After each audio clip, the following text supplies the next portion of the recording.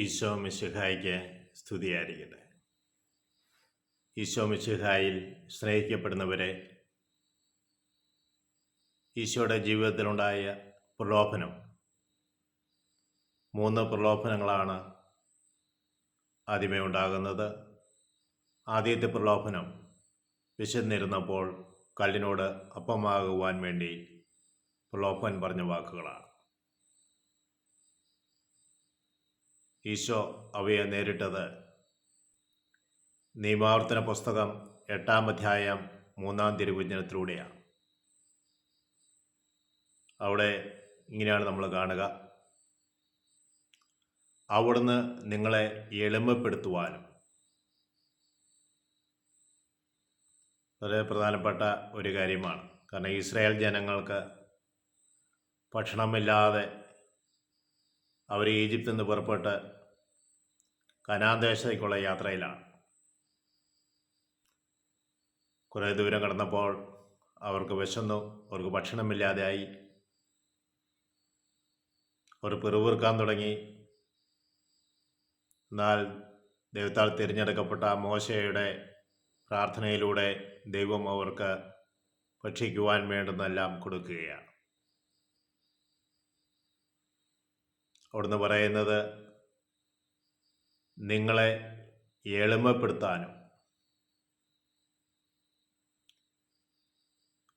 വിശപ്പ് അനുഭവിച്ചറിയുവാനും അവസരമൊരുക്കുന്ന ദൈവത്തെ കാണുകയാണ്. Praise Lord. നിങ്ങളെ എളിമപ്പെടുത്തുവാനും വിശപ്പറിയുവാൻ വേണ്ടി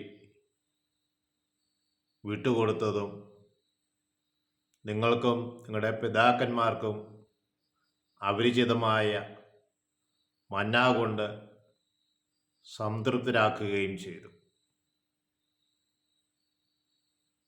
എന്നാൽ മനുഷ്യൻ അപ്പം കൊണ്ട് മാത്രമല്ല,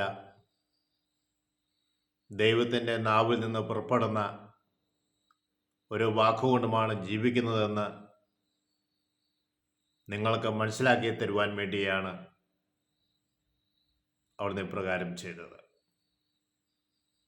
പ്രൈസ് ലോർഡ്.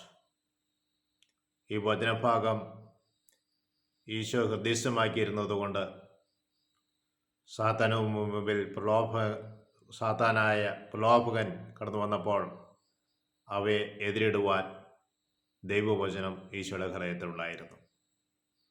നമ്മുടെ എവിടെയും ജീവിതത്തിൽ പ്രലോഭനങ്ങൾ കടന്നു വരുമ്പോൾ അവയെ എതിരിടുവാൻ വേണ്ടുന്ന മനക്കരുത്തുണ്ടാകുവാൻ, ശക്തി ലഭിക്കുവാൻ ദൈവവചനം എപ്പോഴും നമ്മുടെ കൂടെ ഉണ്ടായിരിക്കട്ടെ.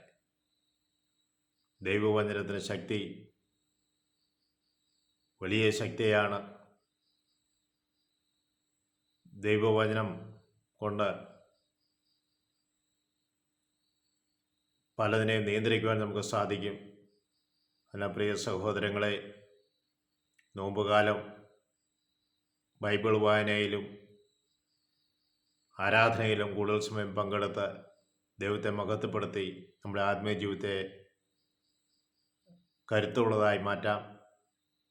ദൈവം നമ്മളെ എവരെയും അനുഗ്രഹിക്കട്ടെ എന്ന് പ്രാർത്ഥിക്കുന്നു. പിതാവിനും പുത്രനും പരിശുദ്ധാത്മാവിനും സ്തുതി. ഈശോ മിശിഹായ്ക്ക് സ്തുതിയായിരിക്കും.